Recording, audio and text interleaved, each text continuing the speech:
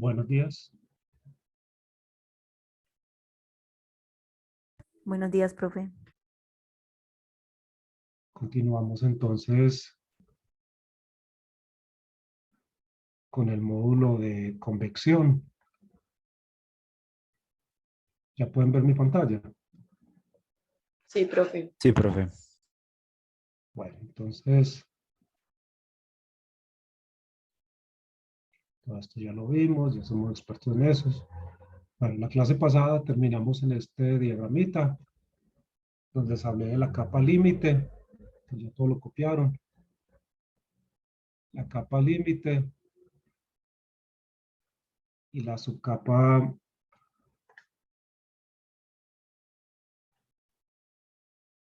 que entonces cuando un fluido que venía con estas propiedades entraba en contacto con un sólido, entonces se podía o no, vamos a ver cuándo se forma y cuándo no.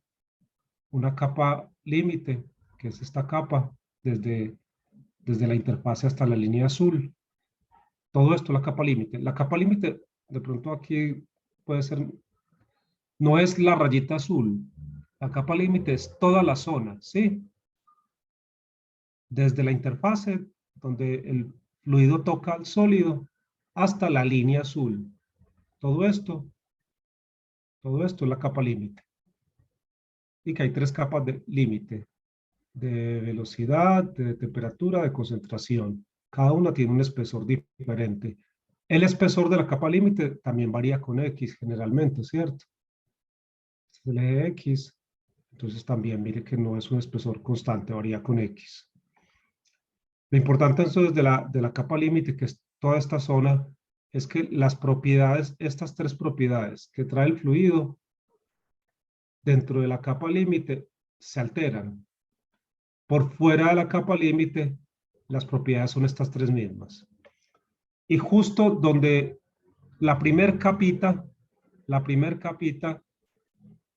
que, bueno, esta capa límite, el flujo puede ser turbulento, laminar o transición.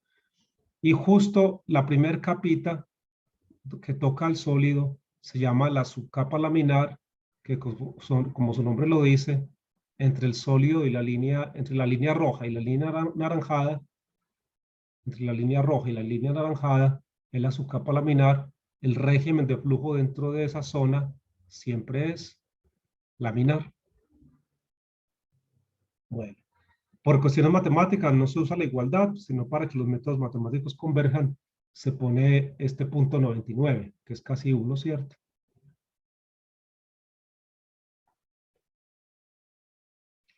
Le damos crédito a esto al alemán Prandtl, que propuso esta teoría en 1904. Bueno, la clase pasada no habíamos visto esta. Ahora en la actica la clase de hoy. Ahora en la actica la clase de hoy para que copien este pantallazo. Ahí estaba básicamente lo que les dije. Y hay algo importante, algo nuevo acá.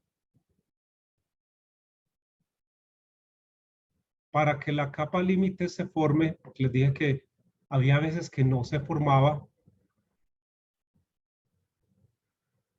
se tiene que cumplir la condición de no deslizamiento. En inglés le dice the no slip condition. ¿Qué es la condición del no deslizamiento? Es que el sólido se deje mojar por el líquido o por el gas. El sólido se deje untar. El sólido se debe dejar untar. Si fuera un líquido, el sólido se tiene que dejar mojar por el líquido. De tal forma que en Y igual a 0, ¿recuerda dónde lleva el 0? La línea roja. En la interfase, justo donde el sólido toca al fluido. En Y igual 0,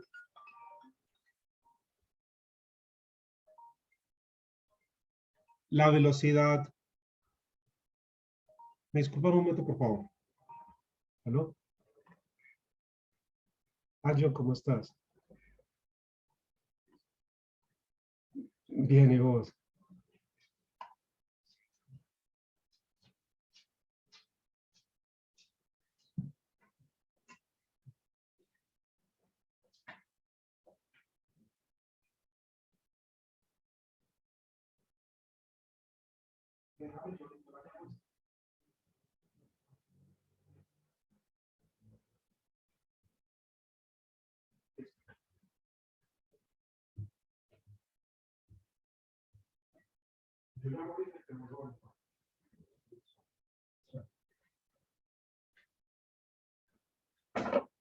Qué pena que no haya un profesor urgente que estaba esperando.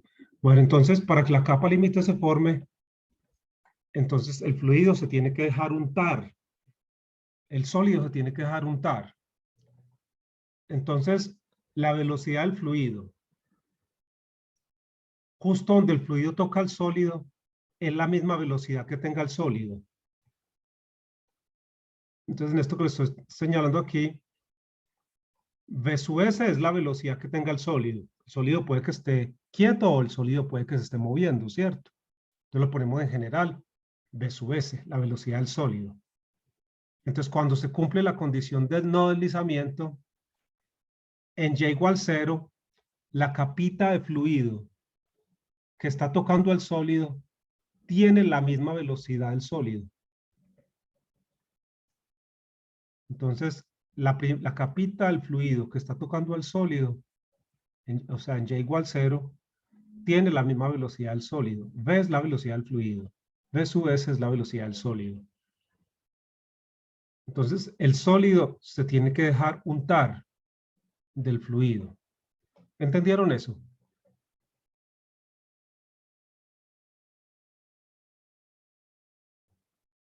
Sí, profe. ¿Cuándo no se va a cumplir esa condición? Por ejemplo, cuando tenemos gases a demasiada baja presión, es difícil que se cumpla esa condición. O sea que gases a muy baja presión tienden a no formar capa límite. O cuando tenemos superficies fluidofóbicas.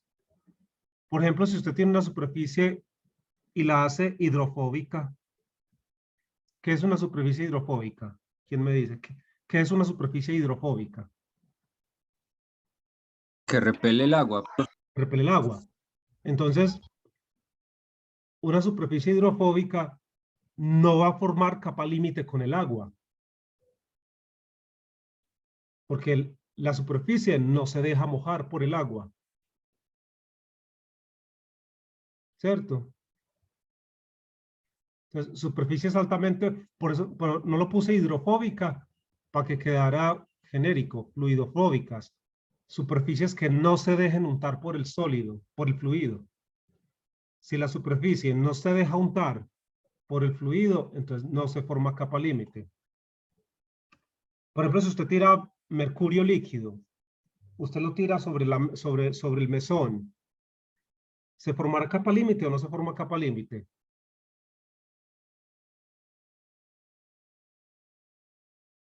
El mercurio cuando, por su tensión superficial, al mercurio no le gusta mojar las superficies. Si uno tira mercurio sobre una superficie, en vez de desparramarse sobre la superficie, se forma un montón de bolitas. Se forman unas bolitas. El mercurio odia las superficies. Él solamente se ama a sí mismo. Entonces, el mercurio no le gusta untarse con sólidos. Por eso es que no sé si han visto que el menisco, el menisco, ¿saben qué es el menisco? ¿Saben qué es el menisco? El menisco del mercurio es inverso. Cuando uno pone un líquido en un tubo, generalmente el menisco es así. En cambio, el menisco del mercurio es como, es así. Esta es una característica que le indica a uno que el fluido que la superficie es fluidofóbica. O sea, esto le indica a uno que este líquido no moja a este sólido. Cuando el menisco es así, entonces esto es fluidofóbico. El sólido, ¿cuál sólido? El sólido del que está hecho el tubo. Fluidofóbico.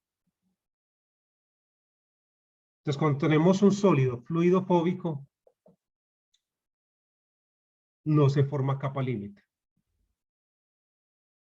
Cuando tenemos gases a muy bajas presiones, también es probable que no se forme capa límite. Y cuando los efectos de viscosidad sean muy despreciables, viscosidades muy bajas, también es posible que no se forme capa límite.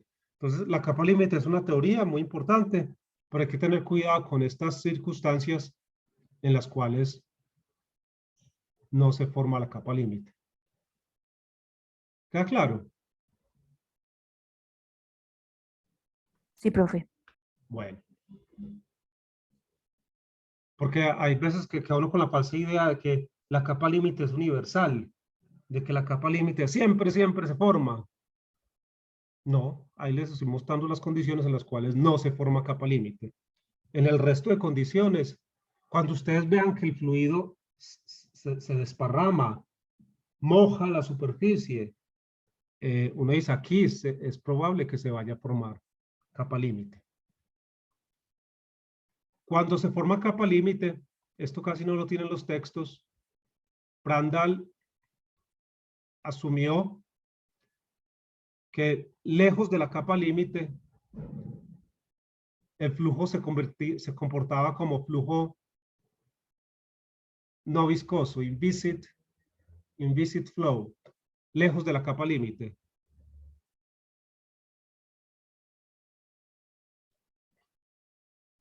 Por fuera de la capa límite, se asume que el flujo es inviscid. Este término inviscid, en paréntesis, les estoy diciendo qué es eso, qué es flujo inviscid. Inviscid flow es cuando se tiene un fluido con viscosidad cerca a cero. O el fluido no tiene viscosidad cero, el fluido es viscoso, pero el movimiento no presenta resistencia viscosa. Hay fluidos que a pesar de tener alta viscosidad, se están moviendo en un movimiento sin resistencia viscosa. Este tipo de movimiento, usted lo identifican, son fluidos que tienen viscosidad alta, pero que se mueven sin resistencia viscosa. Usted lo identifica cuando se forma vórtex. Cuando se forma un vórtex, ¿saben qué es un vórtex? Cuando se forman esos remolinos, que se forma un remolino. Entonces, cuando un fluido tiene la tendencia a formar remolinos, se está moviendo sin resistencia viscosa y también se llama flujo inviscid. Entonces, por fuera de la capa límite, el fluido es de este tipo. Bueno. El espesor de la capa límite, ya lo vieron en el dibujo, delta, ¿cierto? Era la distancia perpendicular a la superficie, pues ahí quedó dibujado, quedó muy claro. Y es la distancia a la cual la velocidad, la temperatura o la concentración son el 99% de los valores lejos de la interfase. Eso también lo vimos en el diagrama, ¿sí o no? Por fin en matemáticos no se le pone el 100%, por eso es que por allá en la ecuación pusimos 0.99. Pero para que converja más, se le pone 99%. Y hay 3 capas límites. Ya solo vimos, ¿cierto? Esto también lo vimos, que el régimen de flujo dentro de la capa límite puede ser laminar, transicional o turbulento, pero que dentro de la subcapa laminar siempre era laminar. La subcapa laminar se las mostré ya. En la subcapa laminar, como se está moviendo un régimen laminar, la transferencia de calor realmente no es por convección, sino por conducción. Ya lo he explicado las últimas dos clases. El dibujito ese que primero que les mostré. Porque si el movimiento es laminar en dirección perpendicular a la transferencia de calor. Entonces, en la subcapa laminar, la transferencia de calor no es realmente por convección, a pesar de ser un fluido que se está moviendo, sino por conducción. Por esto. ¿Recuerdan esto?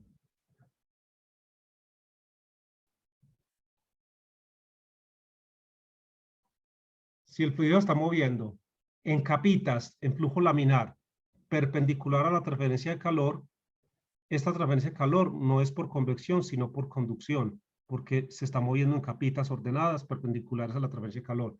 Para que sea por convección, se tendría que estar moviendo también en esta dirección, en la dirección de la transferencia de calor. Pero como no se está moviendo en esa dirección, la transferencia de calor aquí realmente es por conducción. Y la subcapa laminar tiene esta característica. Recuerden la subcapa laminar. La subcapa laminar es la que queda entre la línea roja y la línea naranja. Dentro de esa subcapa laminar, el fluido se está moviendo en capitas laminares perpendiculares a la transferencia de calor. Entonces, dentro de esta subcapa laminar, la transferencia de calor no es por convección, sino por conducción. La transferencia de masa es molecular, o sea, por la ley de Fick. Y la transferencia de movimiento se puede modelar con la ley de Newton o la ley de Stokes. Eso es lo que está diciendo ese párrafo. Entonces, dentro de la subcapa laminar,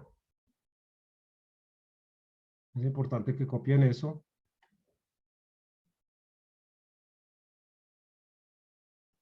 La transferencia de calor es por conducción, la transferencia de masa es molecular y la transferencia de cantidad de movimiento se da mediante la ley de viscosidad de Newton para sistemas unidimensionales o la relación de viscosidad de Stokes para sistemas tridimensionales.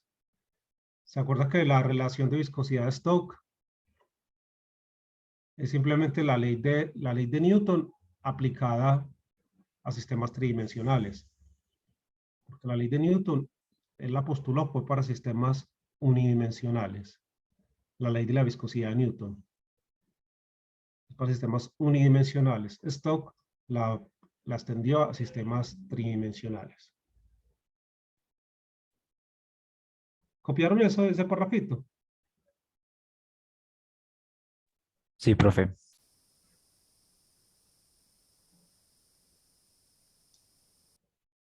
Cuando les hablen en los libros o en los ejemplos de flujo completamente desarrollado, esta es la definición de flujo completamente desarrollado.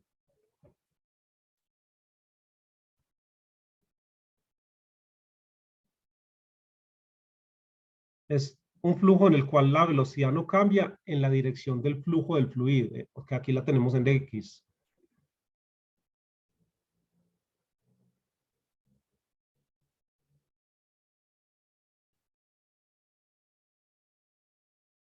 O sea, se los muestro. ¿Ya copiaron eso? O sea que si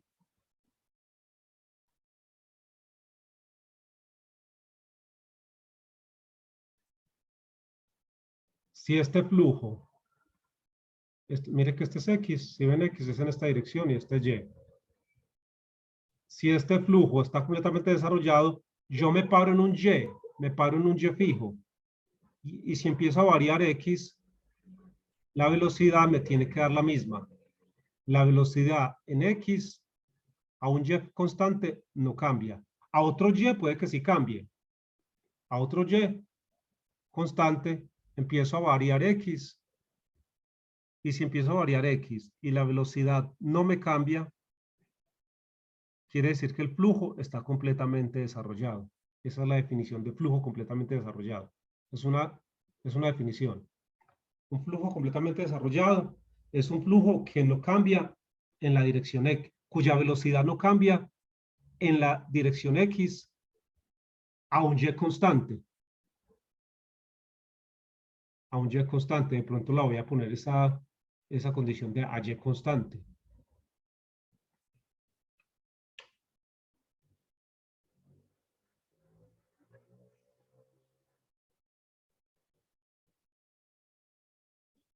O no, yo creo que es suficiente así como está.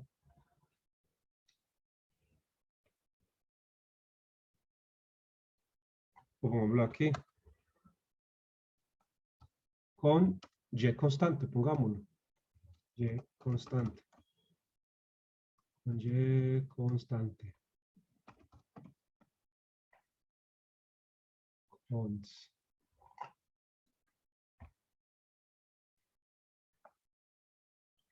Así.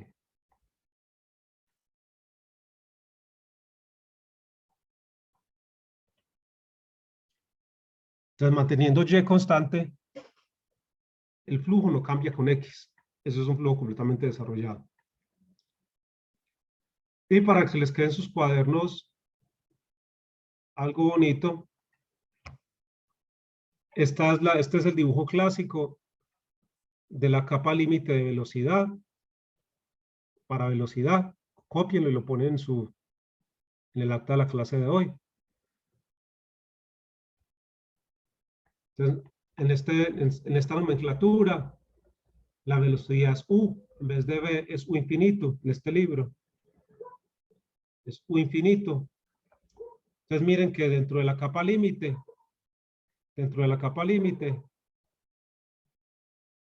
la velocidad, si el sólido estaba quieto, estas flechitas miden la velocidad.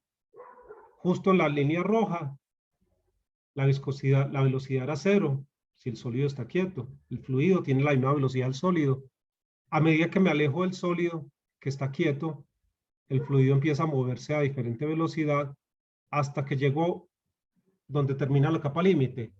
Aquí en este punto, la velocidad del fluido es 0.99, o sea, casi la misma velocidad que tenía inicialmente, o infinito. Eso es lo que hemos estado hablando todo el tiempo, ¿cierto? Donde termina la capa límite. Eso es el espesor delta de la capa límite de velocidad. Esa capa límite puede ser laminar, transicional o turbulenta. Y se les muestra a la subcapa laminar, que está, aquí la ponen en rojo, también la llaman subcapa viscosa. A la subcapa laminar, también la llaman, a la subcapa laminar, también la llaman subcapa viscosa. Ojo con eso, ¿sí?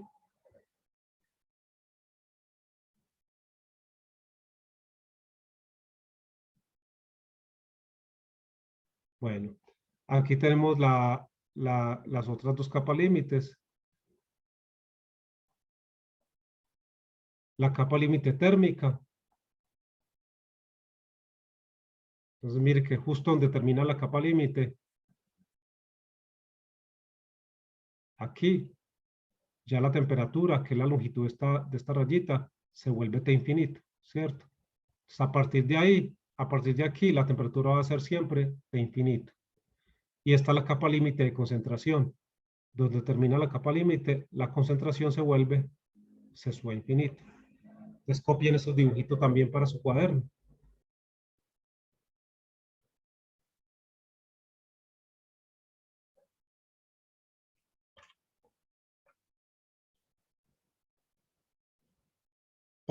Por eso la pensamos bien y caímos en cuenta que era mejor.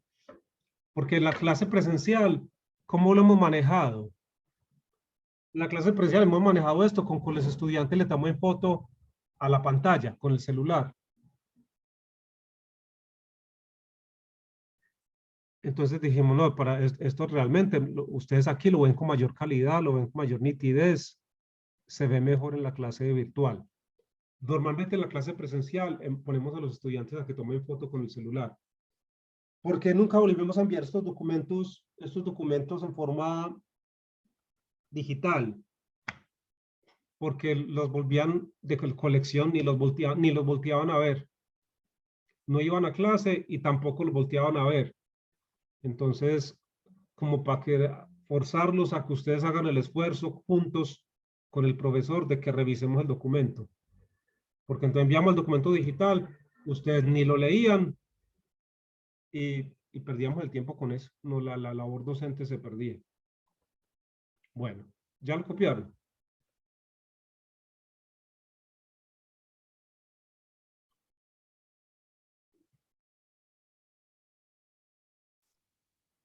Hay un aspecto en los fluidos que, como se dice, para la modelación matemática nos daña el caminado.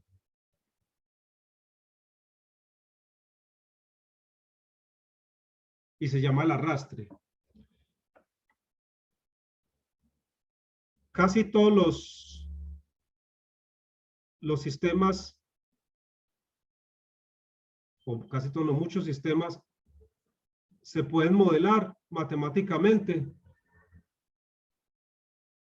siempre y cuando no haya arrastre.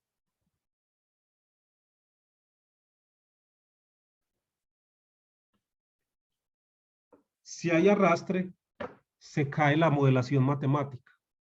Que no hay ecuaciones que le permitan a uno incluir este efecto. Entonces, como el arrastre nos daña el caminado, el arrastre nos daña la modelación, tenemos que entender qué es el arrastre. Entonces vamos a ver qué es el arrastre. El arrastre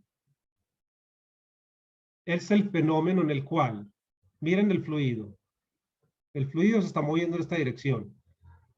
El arrastre es el fenómeno mediante el cual el fluido arrastra al sólido. Aquí estoy pintando el sólido en azul.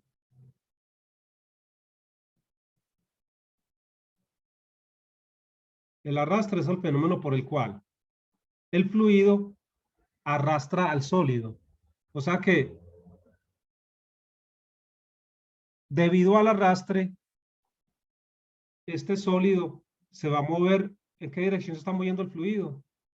Se está moviendo de izquierda a derecha.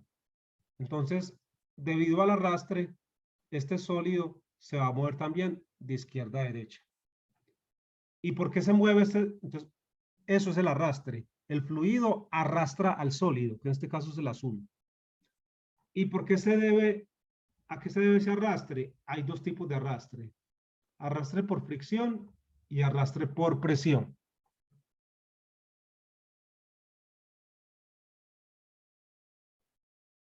El arrastre por fricción se debe al rozamiento de la capa límite y el sólido, a la viscosidad que tiene el fluido, ¿cierto? Entonces copien esto, el arrastre por fricción, como lo dice ahí, se debe al rozamiento entre la capa límite y el sólido.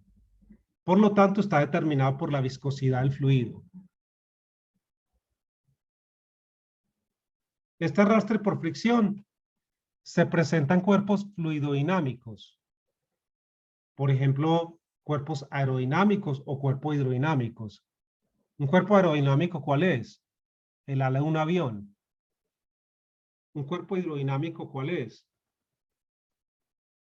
La forma de un submarino, ¿cierto? O de un barco. Entonces, cuando el cuerpo tiene forma fluidodinámica, se presenta el arrastre por fricción. Cuando este está presente, no hay problema. Cuando este está presente, no hay problema. Se puede modelar fácilmente. Tenemos soluciones matemáticas exactas y podemos aplicar algo que se conocen como las analogías, que más adelante veremos qué es. Entonces, cuando el cuerpo es fluidodinámico, que solamente hay arrastre por fricción, entonces podemos aplicar soluciones matemáticas exactas. ¿Cómo es el ala de un avión? ¿Por qué el ala de un avión es fluidodinámica? ¿Cómo sabemos que es fluidodinámica o no? Miren que el ala de un avión es como así, ¿cierto?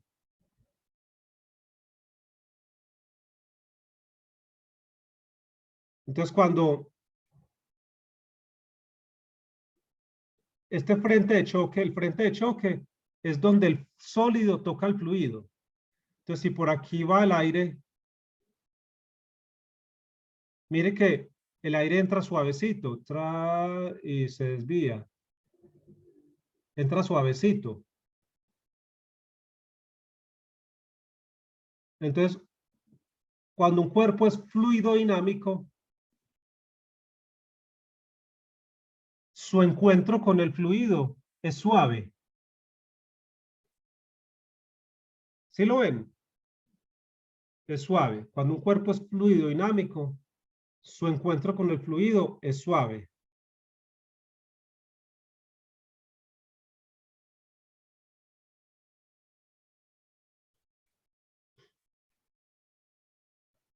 ¿Cómo sabemos cuando un cuerpo sea fluido dinámico? Anoten esto. Un cuerpo fluido dinámico,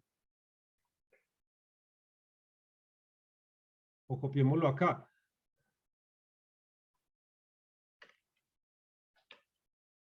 Un cuerpo fluido dinámico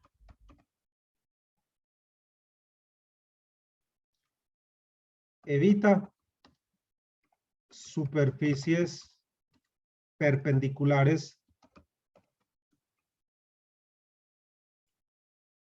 al flujo del fluido, al flujo del fluido y no presenta puntas irregulares.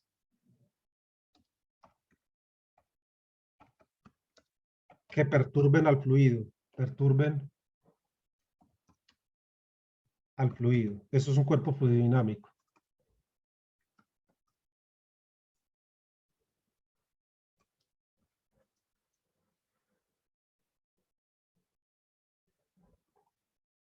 Un cuerpo fluidodinámico evita superficies perpendiculares al flujo del fluido y no presenta puntas irregulares que perturben al fluido.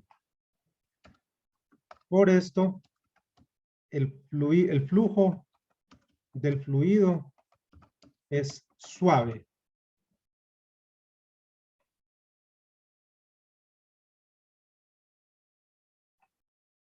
Alrededor de él.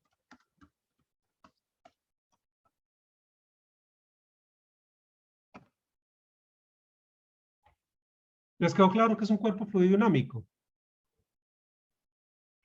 Sí, profe. Listo. Cuando eso se presenta, entonces tenemos arrastre por fricción. Y ese lo podemos modelar. No nos presenta tanto problema. El problemático es este señor.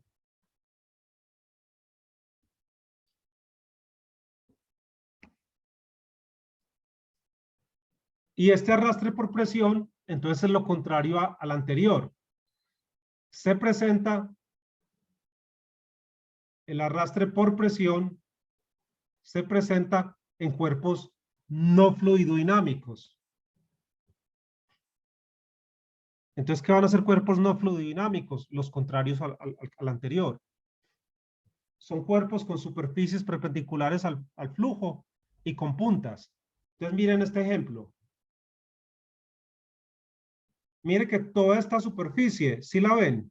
¿Sí ven mi señalador? Sí, Sí, profe. profe. Toda esta superficie, ¿cómo está al flujo? A este flujo. Normal. Perpendicular, ¿no? Además, mire esta punta. Este cuerpo tiene superficies perpendiculares al flujo y tiene puntas. Mire que estas puntas hacen que el fluido se desprenda y forme estos remolinos. Entonces, este cuerpo que pinté aquí es altamente no fluidodinámico. Entonces, aquí hay arrastre por presión. Este tiene arrastre por presión. Y el arrastre por presión, a su vez, aquí es de dos tipos. Primero, este fluido forma una fuerza perpendicular al sólido, ¿cierto? Te lo arrastra, porque hay fuerzas perpendiculares. Aquí hay una fuerza perpendicular. Está ejerciendo una presión sobre esta superficie, ¿sí o no? Y estos remolinos, entonces, hacen que el sólido se mueva hacia allá fuertemente. Y estos remolinos, siempre que hay remolinos, se genera vacío. Siempre que hay remolinos, se generan zonas de baja presión. Los remolinos chupan. Por eso, si usted está nadando y hay un remolino, córrale. Los remolinos chupan. Los remolinos son zonas de baja presión. Entonces, como aquí la presión es más baja con respecto a esto, el sólido también se va a mover para allá. Entonces, aquí el arrastre por presión es de dos tipos. Porque hay fuerzas perpendiculares a la superficie que empujan al sólido y porque hay vacíos que chupan al sólido. Entonces, por eso pinta este dibujito, que son los dos tipos de arrastre por presión, debido a fuerzas particulares y debido a vacíos que chupan al sólido.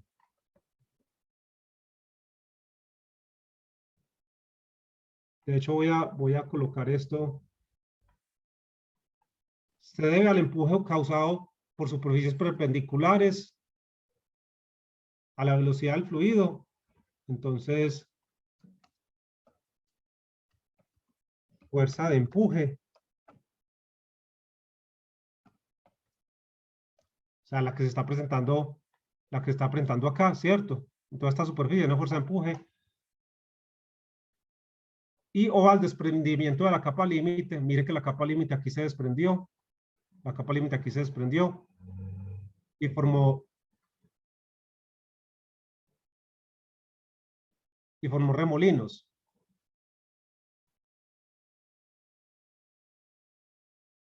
Entonces, y al desprendimiento de la capa límite, que forma remolinos que succionan al sólido. Van a poner chupa.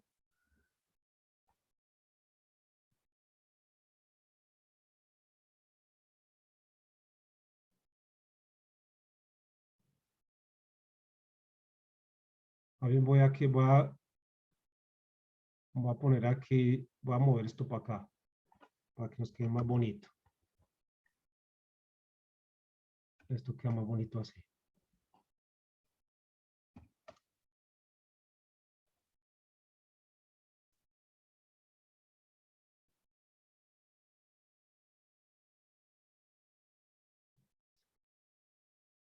Ahí les queda mejor. A ver, yo creo que se presenta en cuerpos no fluidodinámicos, que ya sabemos qué es. Se da el empuje causado por superficie perpendicular a la velocidad del fluido, fuerza de empuje, y o al desprendimiento de la capa límite, que forma remolinos que succionan al sólido. Ahí ya quedó mejor. Entonces, esto me... Profe, ¿y si Sí, el dime. sólido se gira 180 grados? ¿Se vuelve fluido dinámico o no? Si lo giro, la entrada del fluido, si lo giro, si invierto, muy buena la pregunta, compañero. Si invierto el sólido, entonces yo pensaría que la primera condición no se va a dar, pero la segunda sí, porque van a quedar estas dos puntas. ¿Sí lo ves? Ah, queda hueco en la base del sólido. O sea que sí, a ver, los compañeros están estamos, si lo pongo así, ¿cierto?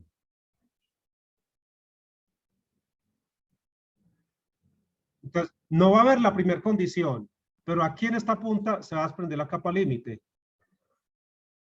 O sea, aquí se va a generar el vacío. Entonces, este sólido todavía no es fluidodinámico, porque tiene estas puntas. Por estas puntas todavía no es fluidodinámico, porque esas puntas hacen que se desprenda la capa límite. Entonces, la primera condición se subsanó, ya no hay fuerzas perpendiculares, ¿cierto? A la velocidad. Entra aquí suave. Aquí entra suave.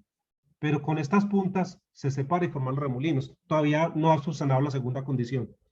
¿Quedó claro?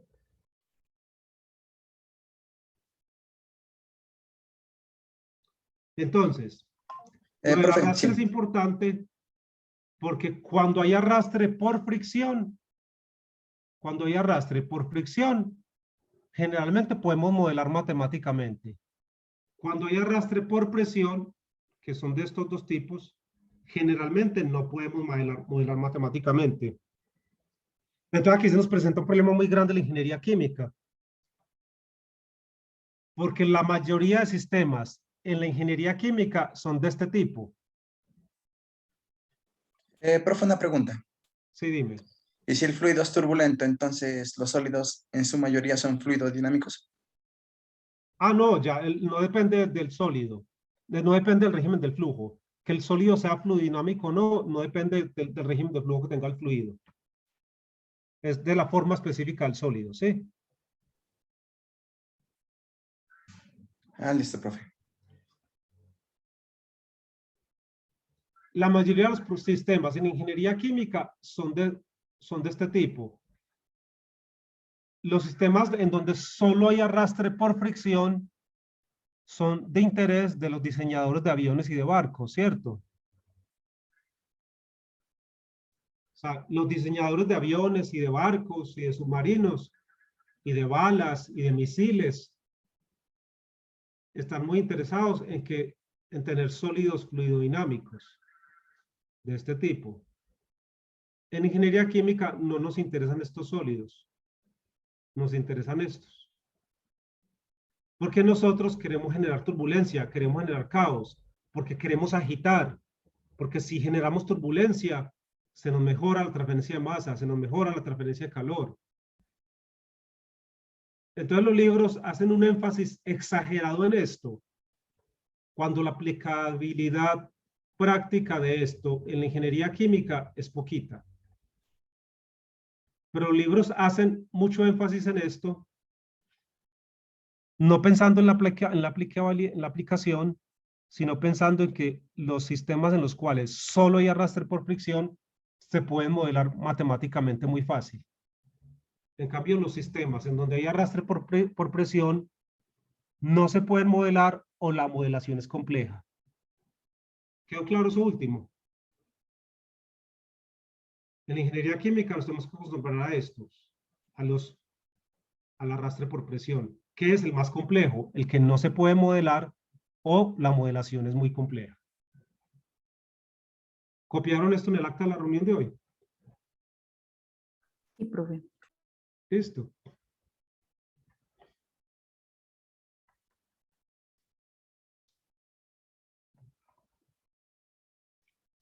Hay que identificar ese arrastre y los libros no son como tan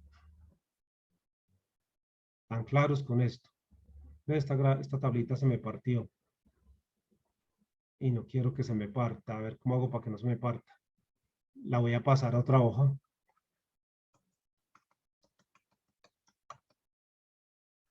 En esta tablita, se me pasó ya demasiado.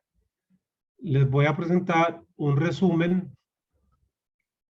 En esta tabla, ustedes ven todos los fenómenos de transporte resumidos.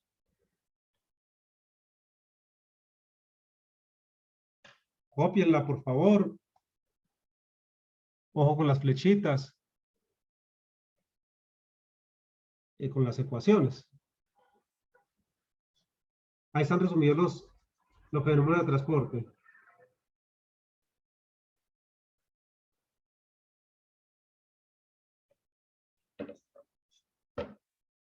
Después de haber visto el curso de fenómenos de transporte, el estudiante debe tener claro esa tabla.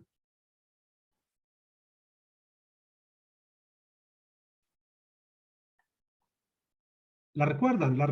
¿Ya la copiaron y la leyeron? Leanla cada cosita.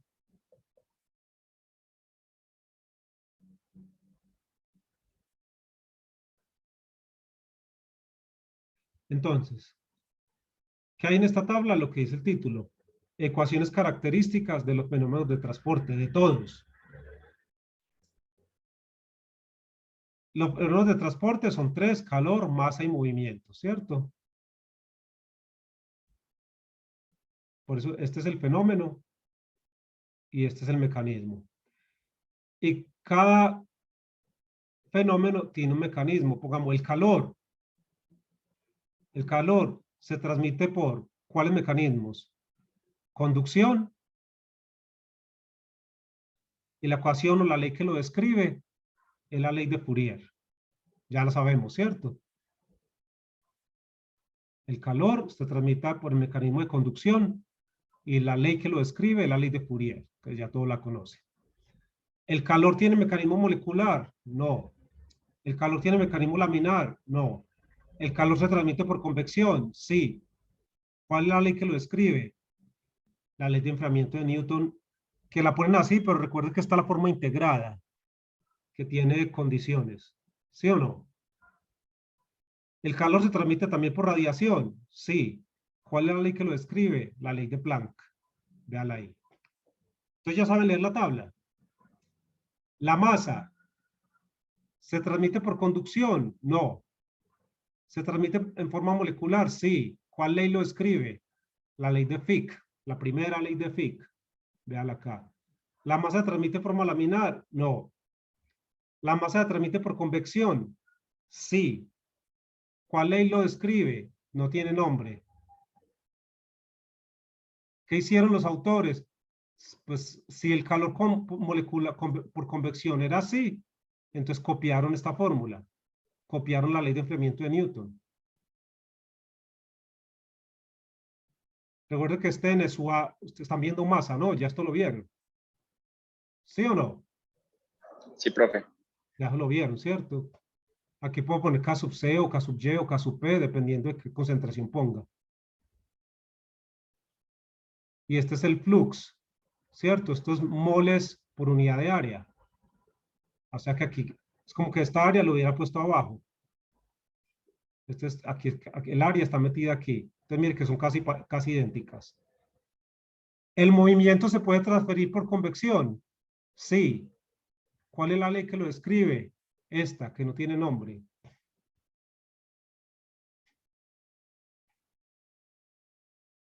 Esta es muy importante porque, ¿qué es esto? Tau sub S es el esfuerzo de corte o el esfuerzo de cizalla en la interfase. Es el esfuerzo de corte en la interfase. Se define así, véalo acá abajo.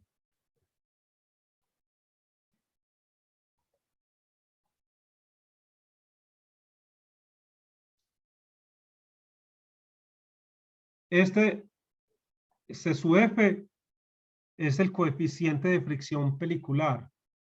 C sub F es el coeficiente de fricción pelicular.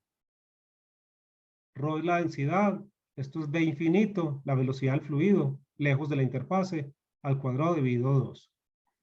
Este es el esfuerzo de corte. En todo esto estamos asumiendo que el fluido se mueve en la dirección X.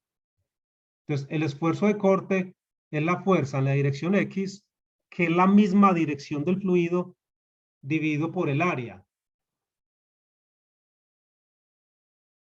Entonces, ¿cómo va qué direcciones tienen la F sub X el área? ¿Paralelas o perpendiculares? F sub X y el área. El área es el área de la interfase. F sub X y el área son paralelas o perpendiculares.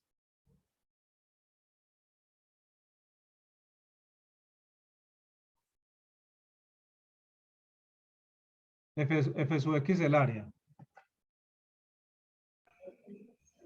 Pero son paralelas. Esto es el área. Hacia allá va X y hacia allá va Y. Recuerda que es la convención que hemos tomado.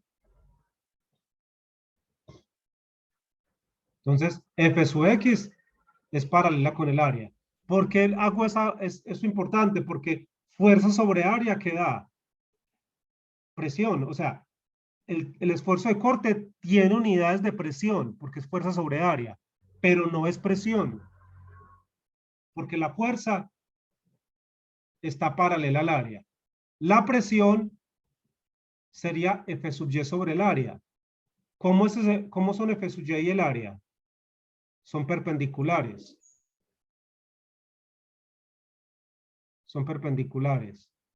Entonces mire que el esfuerzo de corte y la presión tienen las mismas unidades, atmósferas, bares, PSI, pero físicamente son dos cosas completamente diferentes, porque aquí la fuerza es paralela al área y aquí la fuerza en presión es perpendicular al área. La presión también la podría calcular como F sub X, pero ya no dividiendo por el área paralela, por A. Si pongo F sub X, ya tengo que dividir por el área de flujo. ¿Qué es el área de flujo? Es el área perpendicular al flujo. Entonces, mire que siempre son perpendiculares. Si pongo F sub Y, pongo A. Y si pongo F sub X, pongo el área de flujo. Estas dos siempre tienen que ser perpendiculares para que eso me dé presión. Si las dos son paralelas, me da ese el esfuerzo de corte. ¿Quedó claro eso?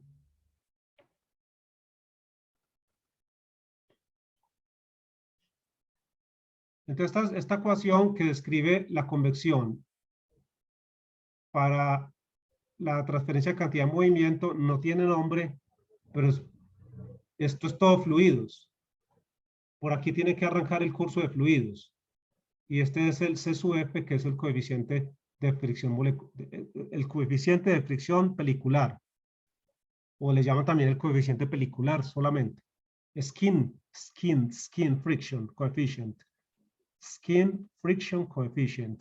Coeficiente de fricción pelicular. C sub F.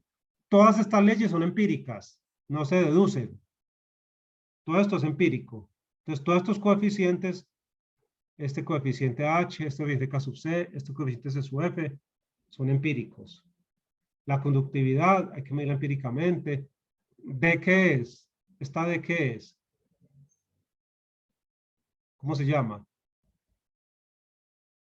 La Difusividad. La difusividad. difusividad también es empírica. Y el coeficiente que va para régimen laminar en movimiento es si el fluido newtoniano, el coeficiente empírico es la viscosidad. Entonces mire que cada ecuación característica, cada ley introduce una variable. Conductividad, difusividad, viscosidad, H, K sub C, C sub F. Bueno, movimiento no se transmite por conducción, no se transmite molecular, sí se transmite en forma laminar. Cuando es laminar, entonces aplico la ley de Newton o la ley de Stokes. Sí se transmite por convección, el movimiento, y el movimiento no se transmite por radiación. Entonces, ¿sí manejan esa tabla? Sí, profe. Ahí está resumido todo, gran parte de la ingeniería química. Este es el resumen de la fenomenología de la ingeniería química. La fenomenología de la ingeniería química se soporta en estas definiciones. No la van a encontrar en ningún libro. Esta tablita es producción de nosotros. Esa tablita no la encuentra en ningún libro. Y mire que es excelente, o creo yo, porque me resume como que todo, ¿cierto? Me da como una visión global sobre todo, ¿o no? ¿Les gusta o no? Sí, profe, es muy útil. Como que uno tiene una visión global de toda la ingeniería química y no todo como fraccionado. El cerebro aprende más. Y esta es la forma que el cerebro asimila más las cosas. Cuando uno le presentan las cosas así en forma global y luego de ver en forma global empieza uno a profundizar en cada cosita. Entonces, copien eso por favor, que es una tablita muy importante. Ve, yo aquí me equivoqué, aquí en ese dibujito. Espera antes de copiar, que puse, si ven el error, puse X y X.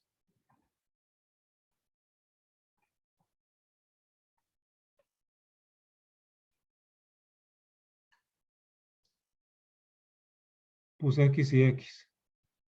Estamos asumiendo la nomenclatura que es, y que el fluido se mueve hacia allá.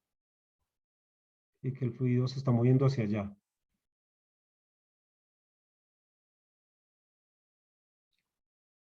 O sea,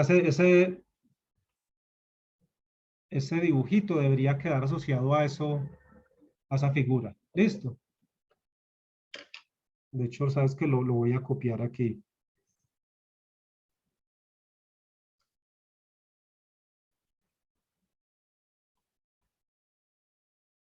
A ver si me funcionó la tecla de hoy.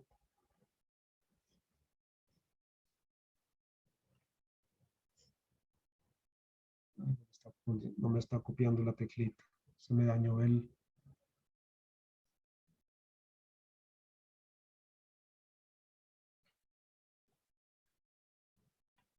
Bueno, después la copiaré.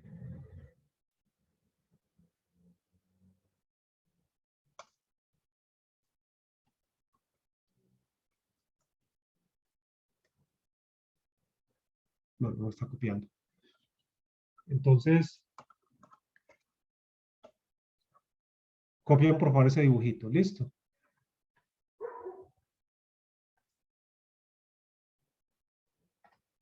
Lo voy a dejar aquí indicado.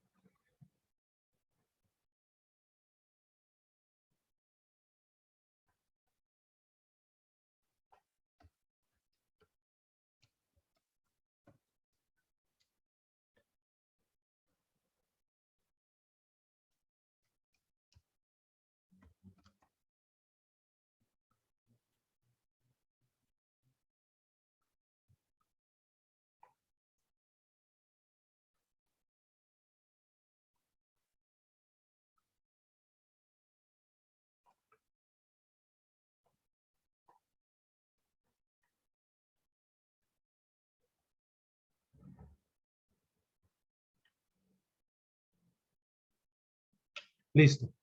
Entonces ahí en el dibujo le estoy mostrando las convenciones. Copien esto, por favor. Copien esto que...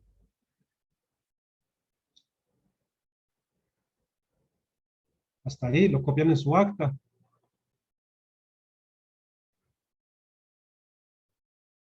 F sub X, la fuerza en la misma dirección del flujo, ¿cierto? Eso está claro ya. F sub Y, la fuerza perpendicular al flujo. A es el área paralela al flujo. AFL es el área perpendicular al flujo. Ojo con esto, no sé si estos son conscientes o no ustedes. Ojo con esto.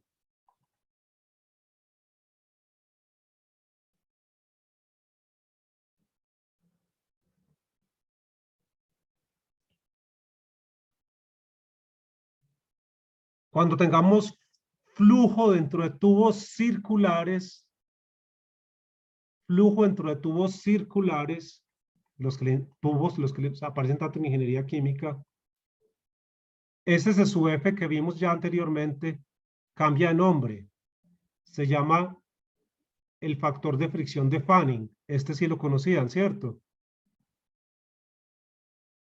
Sí, profe. O sea que el factor de fricción de Fanning es un C sub F particular, solamente para flujo entre tubos circulares. Si el tubo no es circular o si no es un tubo, entonces usted no puede hablar del factor de fricción de Fanning, sino de S sub F. El genérico es S sub F. El genérico es S sub F. Solo cuando estemos flujo dentro de tubos circulares, a C sub F lo llamo también el factor de fricción de Fanning. Que a algunos libros les gusta más usar el factor de Darcy-Weisbach, que es FD. Y ojo que la relación entre FF y FD es esta. Es un coeficiente de 4, ¿cierto? El factor de Fanning es un cuarto del factor de Darcy. Eso también lo conocían ya, ¿cierto? Lo que es importante es que asocien que tanto Fanning como Darcy son coeficientes de fricción particulares para flujo entre tubos circulares.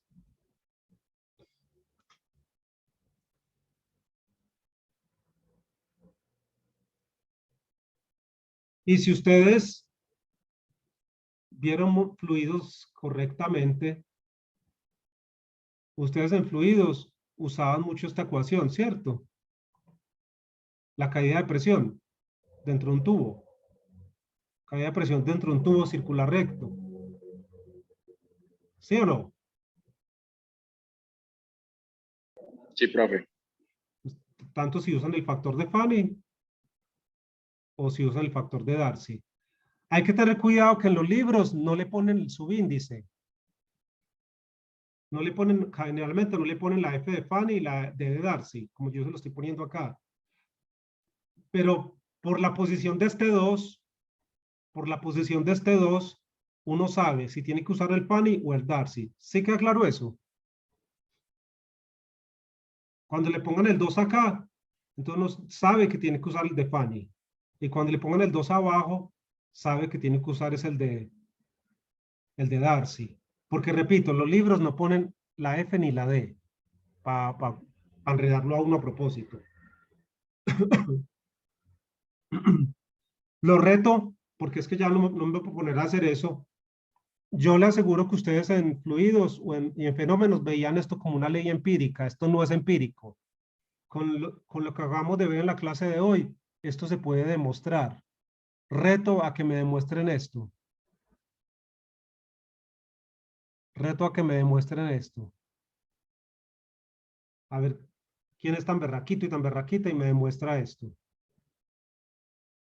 La caída de presión en un tubo circular recto, que es una ecuación importantísima que han usado ustedes en todos los fluidos.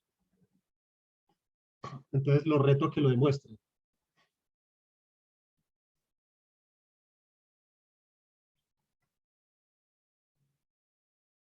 ¿Ya copiaron eso en el acta de hoy? Sí, profe.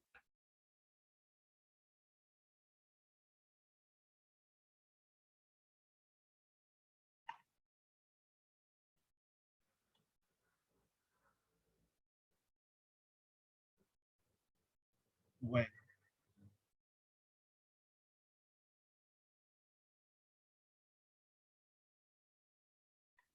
Me disculpan un segundito que voy a limpiarme la nariz un minutico, perdónenme, gracias. Estoy como congestionado.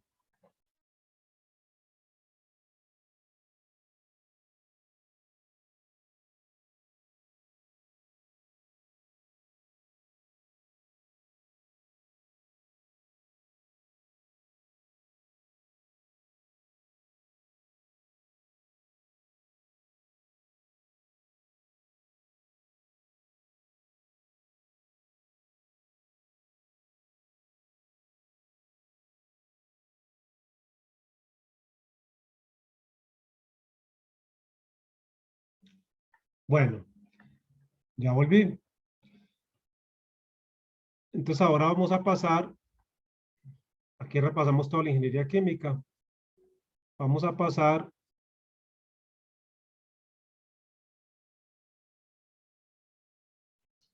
a un tema muy importante, que es el de los famosos números adimensionales. Entonces, por favor, copien copien ese, ya lo habían copiado, ¿cierto? Cuando copiaron la pantalla anterior les quedó eso, creo.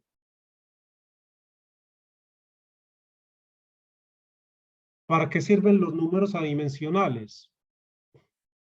Son un invento, como su nombre, son números que no tienen unidades, Y son un invento muy conveniente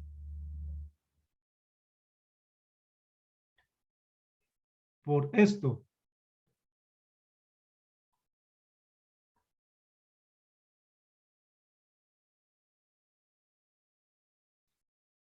Cuando usted usa números adimensionales,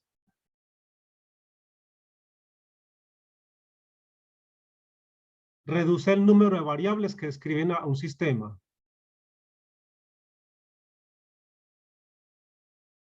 ¿Y qué importancia tendrá reducir el número de variables? ¿Quién me dice? ¿Qué importancia tiene reducir el número de variables? ¿Ventajas o desventajas? Si usted tiene menos variables.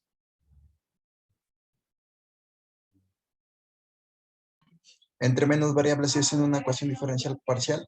más fácil se la resuelve. Las ecuaciones diferenciales se simplifican, ¿cierto? Definitivamente, tienes razón.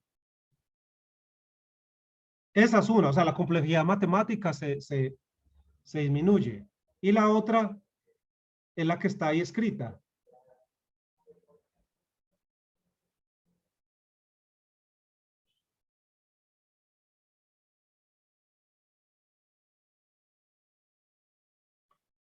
Si uno va a hallar correlaciones empíricas que describan o muelan al sistema, si uso menos variables, entonces voy a tener que usar menos datos experimentales, ¿cierto? Desde estadística ustedes lo saben. Entonces, los números adimensionales tienen la ventaja, dos ventajas. Como reducen el número de variables,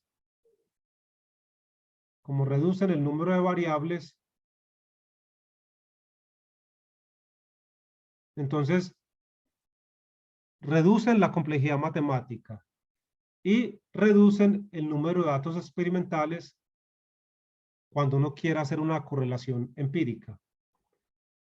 El más común de todos, el primero que ustedes conocen, ya lo conocen, ¿cierto? Es el Reynolds. Descubierto o reportado en 1883. Y es la división entre la fuerza inercial y la fuerza viscosa. Reynolds, no sé si tenían eso presente, divide la fuerza inercial entre la fuerza viscosa. Veamos eso de la complejidad matemática. Por ejemplo, lo estoy mostrando aquí en esto que no borré a propósito. Si usted tiene, si fuéramos, pongamos a describir el esfuerzo de corte, tau. El esfuerzo de corte es una función 1 de la velocidad, el esfuerzo de corte dentro de un tubo. Es función de la velocidad, del diámetro del tubo, la densidad y la viscosidad. O sea que tendríamos 1, 2, 3, 4 variables experimentales. Y si vamos a hacer un diseño factorial con 2 niveles para cada variable, o sea, a cada variable le vamos a dar 2 niveles, entonces tendríamos los niveles por el número elevado al número de variables, 2 a la 4, tendríamos que hacer 16 experimentos. Pero si queremos hacer siquiera una réplica, estadísticamente tendríamos que hacer 32 experimentos. ¿Sí lo ven? ¿Entendieron esto? Pero si estas 4 variables las agrupo en un número dimensional que se llama Reynolds, B de ρ sobre mu, entonces el esfuerzo de corte ya me va a quedar una función 2, otra, no la misma, no función 1, no función 2, solo el número de Reynolds. Entonces, si a Reynolds le fuera a dar 2 niveles, tendría que hacer 2 experimentos. Y si quiero hacer réplicas, solamente tendría que hacer 4 experimentos. Entonces, gracias al uso del Reynolds, aquí tengo que hacer 4 experimentos para que eso sea estadísticamente significativo. Mientras que acá tendría que hacer 32 experimentos. ¿Quedó claro eso? Ahí vemos el ejemplo de por qué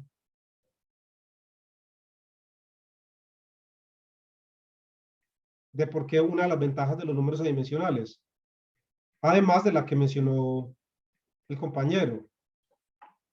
Las ecuaciones diferenciales se vuelven más sencillas.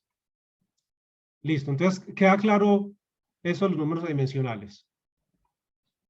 ¿Sí o no?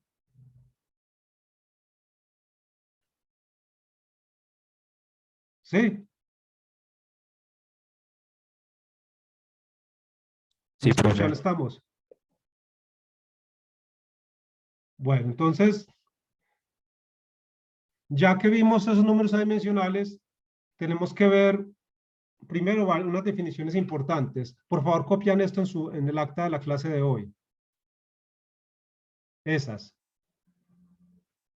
¿Se la copiaron? Sí, profe. Las difusividades. Hay 3 difusividades. Son definiciones. La difusividad de momento, que es esta. Esta, ¿cómo se llama también?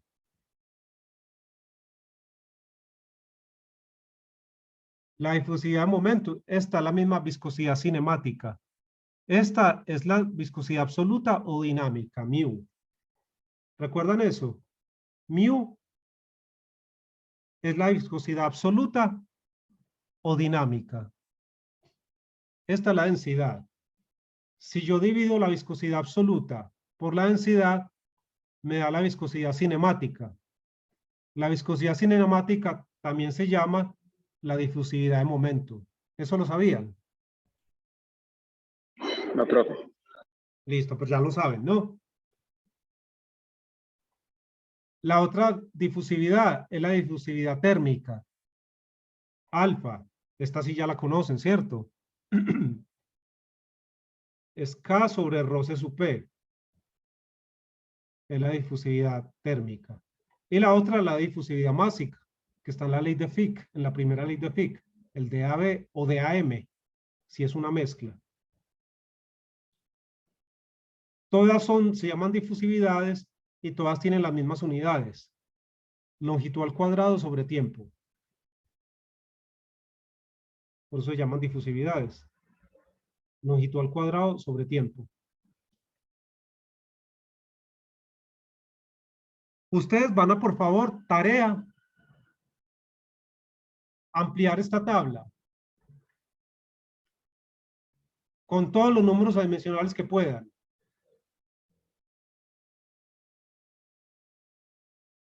Aquí yo tengo algunos números adimensionales importantes.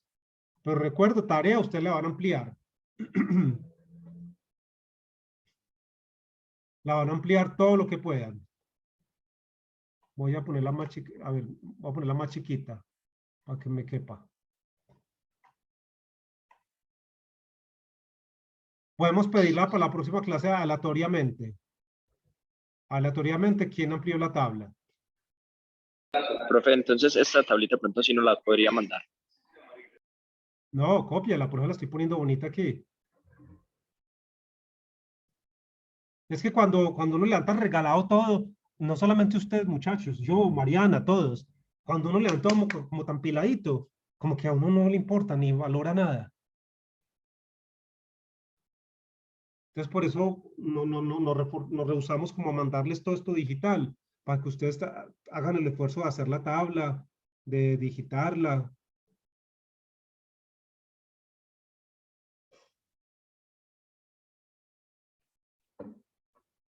Entonces, números importantes, a ver, usted, ojo, la tarea entonces es completar esa tabla. Ojo con la tarea. Les recomiendo una tabla que hay en el, ay, ¿cómo se me olvidó? ¿Cómo es que se llama el libro de masa? El con el que arrancan ustedes masa. CIDER. El primero con el que arrancan, ¿cómo se llama? El CIDER. El libro. ¿El qué? El CIDER, profe. Usted arranca más con el CIAR, ¿no? O el otro más viejito. Traibal. El Traibal. En el Traibal hay una tablita. No recuerdo cuál tablita será. Y ya en los otros libros, y ayúdense con los otros libros. Si uno no tiene claro la definición del número, pues se le forma se jode pues un problema muy complejo. Porque estos números adimensionales son definiciones. Entonces uno tiene que tener claro qué es lo que es cada cosa. En calor, yo aquí estoy poniendo los números importantes para calor. Números importantes para calor. Pero hay muchísimos números dimensionales. Uno de los números más importantes en calor es el Prandtl, que se define como la viscosidad dinámica sobre la difusividad térmica, ¿cierto? Y si reemplazamos qué es cada cosa, pues me da esto. En términos físicos, es la difusividad de momento sobre la difusividad térmica. ¿Sí la ven? Difusividad de momento sobre difusividad térmica. Difusividad de momento sobre difusividad térmica. Ese es el Prandtl. Otro número muy importante, el Schmidt. Schmidt. Es la difusividad de momento sobre la difusividad másica. Entonces, difusividad de momento sobre difusividad másica. Se puede convertir en esto, ¿cierto? Si reemplazamos a qué equivale la viscosidad cinemática. Entonces, el Schmidt. Otro número importante es el Lewis, que es la difusividad térmica sobre la difusividad másica. Entonces, ahí está, les presento a Lewis. Otro número muy importante, este no es tan usado en calor. El Prandtl sí, y el Schmidt también. Otro número muy usado en calor, en masa, perdón, el Sherwood. Sherwood, ahí se los defino. El Sherwood también se conoce como el Nusselt másico. Cuando le ponen el subíndice AB, es porque es másico. El Sherwood también se le llama el Nusselt másico. ¿Sí? Porque existe el Nusselt como tal, que no se le pone nada. El Nusselt, que es HL sobre K. Esta L es la longitud característica. H, ya sabemos que es H, el coeficiente convectivo, y K es la conductividad térmica. Entonces, Nusselt va a ser importantísimo para nosotros, ¿sí o no? ¿Por qué será tan importante Nusselt en este capítulo? Porque si usted puede calcular Nusselt por alguna forma, de alguna forma, pues si tiene el valor de Nusselt, simplemente despeja y ya tiene el H. Voilà. ¿Sí o no? Entonces, Nusselt es muy importante para nosotros, porque si por algún lado podemos calcular Nusselt, despejamos de su definición y ya tenemos a H, que es la que nos importa. Y con H podemos calcular el calor convectivo. ¿Sí o no? Entonces, ojo con Nusselt. Ojo también con el Stanton. ¿Por qué el Stanton es también tan importante para nosotros? Porque también tiene H. Si por algún lado usted puede calcular el Stanton, pues de aquí de la definición despeja y tenemos H. Ojo que hay un Stanton que también le ponen la D, que es el Stanton de masa. Es otro diferente, se define diferente. Atención que hay Stanton de masa. Le ponen la D, en vez de la H le ponen la D. Entonces, por favor me averiguan qué es el Stanton sub D. El Stanton con D, ponen a que es igual, para que no lo vayan a confundir con el Stanton con H. ¿Listo? Y van a copiar, porque este sí que presenta problemas y en los libros hay un problema horrible con este. El Grasov.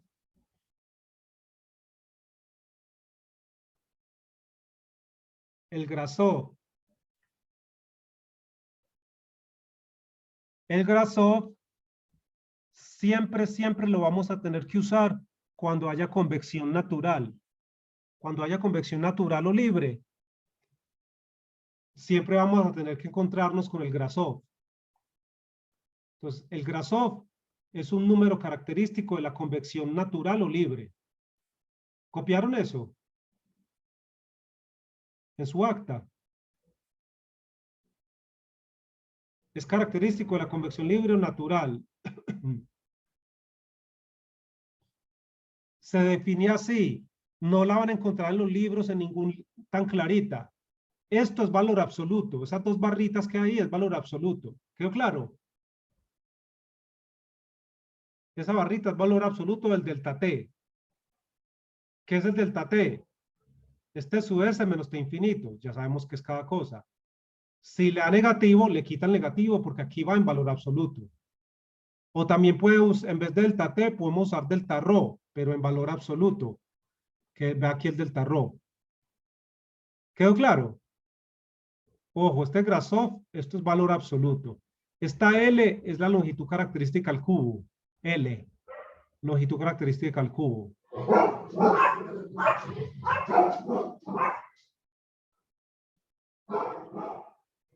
Esta beta es el coeficiente de expansión térmica. Coeficiente de expansión térmica es este beta que hay acá. Se define de esta forma, ¿cierto? 1 sobre ρ por la derivada parcial de ρ con respecto a t a p constante. Cuando tenemos gas, cuando el sistema sea gas ideal, beta lo podemos calcular porque a partir de policía vial igual a retén, la ecuación de gas ideal, policía vial igual a retén, a partir de esa ecuación podemos calcular esta derivada. Entonces, cuando sea gas ideal, beta se vuelve 1 sobre t. Esto se puede demostrar. Hagan lo que ustedes son muy buenos en termodinámica y matemáticas. Cuando sea gas ideal, el sistema, como beta se define así, a partir de policía vial igual a retén, podemos demostrar esto.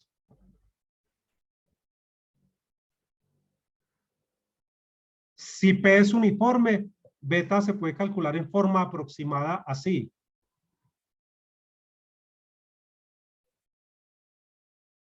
Si la P es uniforme, o sea, si la P no cambia, beta se puede calcular en forma aproximada así. Pero para que no nos compliquemos mucho, el beta está tabulado. Vamos en el Welty, está tabulado beta. Pero Welty, además, para ahorrarnos cálculos, no solamente tabuló beta, sino que tabuló todo esto. Van a ver en el Welty que Welty tabuló todo esto. Porque mire que todo esto es este coeficiente, ¿sí lo ven? Entonces, Welty, para ahorrarnos trabajo, tabuló todo esto en el apéndice. ¿Lo van a ver, sí o no? Por favor, miren el apéndice del Welty. Está tabulado. Beta está tabulado o está tabulado todo esto completico para cada sustancia. ¿Todo claro? Sí, profe. Ojo con esto. Las propiedades hay que evaluarlas a la temperatura representativa, ATF. Las propiedades hay que evaluarlas a TF. ¿Recuerdan qué era TF? Es TS más T infinito sobre 2. ¿Recuerdan? Las propiedades hay que evaluarlas a TF. Recuerden que TF, lo anoto por acá.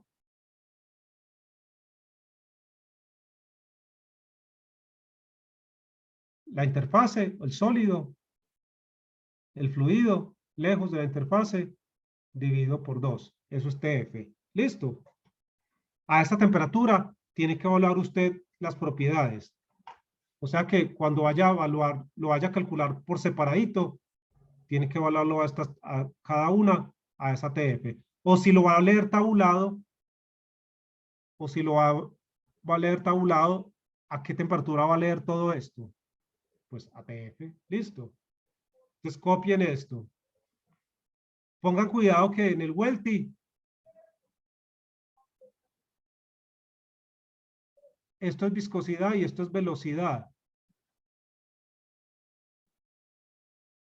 Entonces, en estas ecuaciones, esta es ¿qué? Viscosidad o velocidad.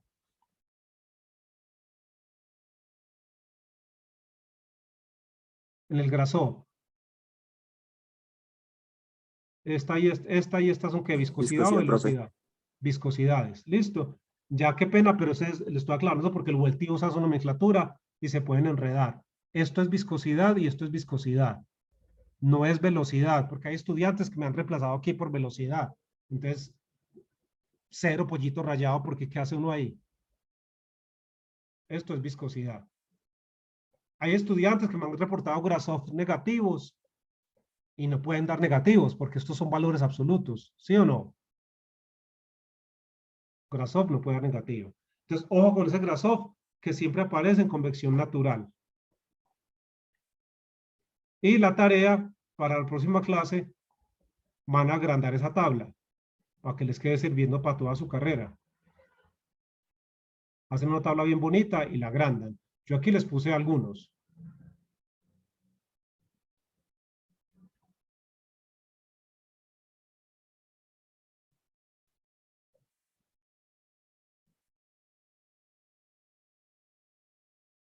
Por favor, van a copiar para su cuaderno, para su acta. Van a copiar qué es el análisis dimensional. Copien por favor eso. Van a copiar eso. Esos pasos. Y van a ver ese ejemplo que está en amarillo. Ejemplo 1 del capítulo 11 del Welty. Entonces, ¿para qué sirve el análisis dimensional? El análisis dimensional sirve para encontrar cuáles son los números adimensionales que describen totalmente al sistema.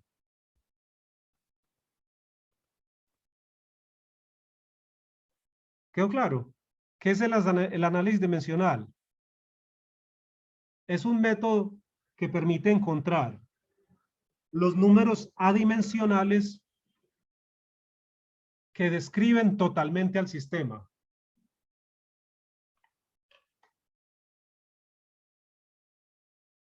O sea, que no le quede faltando ninguno. El análisis dimensional solamente le dice su sistema necesita o lo describen este y este número adimensional. Nada más. Ya la ecuación empírica que modela la tiene que hallar usted experimentalmente.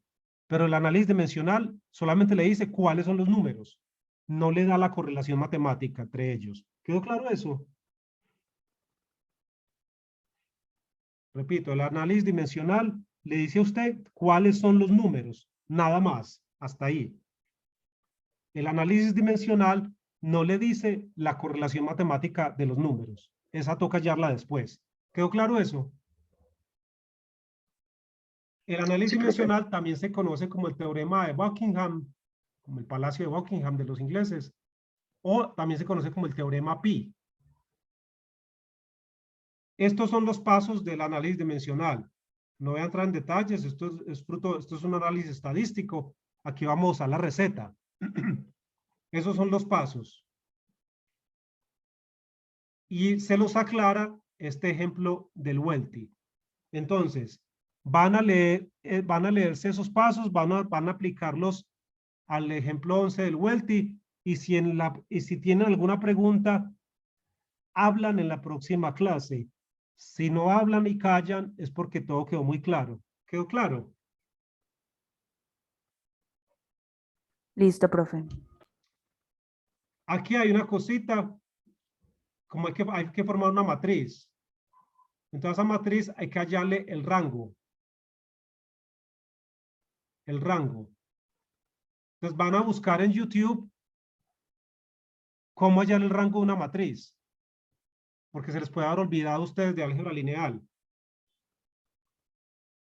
Entonces, en el Welty simplemente dicen, el rango es 3 y el rango es 2. Pero no le dicen a usted, no le hacen la deducción matemática. Aquí yo tampoco la voy a hacer. Búsquese yo he visto, hay una españolita, una profesora de España, no recuerdo cómo se llama, que tiene unos tutoriales muy buenos en YouTube. Cómo hallar el rango de una matriz. Entonces, y si no entiende un video, entonces búsquese otro. Entonces busquen esto en YouTube, por favor. Porque van a formar una matriz, aquí le dicen cómo. Y una vez tiene la matriz, hay que hallarle el rango. Hay que hallarle el rango. Entonces repasen esto de álgebra, pero entonces repasen en YouTube, que ahí se encuentran cosas. Aquí están los pasitos. Eso no tiene sentido hasta que lo vean ustedes aplicado en el ejemplo. Entonces, es este un ejemplo de análisis dimensional que sirve para determinar cuáles son los números adimensionales que describen a un sistema. Así fue que se encontró Reynolds, Prandtl, Schmidt, Stanton, todos esos números que ustedes conocen. ¿Listo? Entonces, muchachos, por favor, recuerden, si no hablan, si no preguntan nada de esto para la próxima clase, entonces yo entenderé que está muy claro que no hay preguntas. Que con estas definiciones que estos pasos yo los traté de poner como muy claritos. Entonces yo creo que no hay problema. Creo que no hay problema con esto, con estos pasos como están aquí detalladitos. Listo, entonces nos vemos la próxima clase. Ya nos falta poquito. De una vez les anuncio. Parcial de convección de hoy en 15 días. Para que lo anoten, por favor, y no dejen montarse otro parcial ahí. De hoy miércoles 2 de enero, en 15 días, ¿qué fecha caería? 16, Yo creo que profe. 16 de febrero, profe. Parcial de calor, listo, de convección. Este tema es muy largo y muy enredado en los libros. Por favor, ya no nos falta sino una clase. La próxima clase ya terminamos lo que nos falta. Entonces, no nos falta sino una clasecita. Les mando el taller esta semana y hacemos una clase de taller. O sea, nos faltan 2 clases. Una y el taller. Entonces, por eso el parcial es dentro de 15 días. ¿Listo? Bueno, Listo, muchachos, profe. muchas gracias. Si vieron que era mejor la clase hoy virtual, porque había muchas ecuaciones, mucha cosa, y en presencial se vuelve complicado. Profe, entonces la clase del viernes, ¿virtual o presencial? También la hacemos virtual para que terminemos este tema. Ya el taller y los parciales sí los hacemos presenciales. Hacemos un taller, ese sí lo hacemos presencial, ¿listo? Bueno, hasta luego, que tengan feliz día. Hasta Hasta luego, luego, profe. Feliz profe. día. Gracias, profe. Gracias a ustedes, hasta luego. Gracias, profe.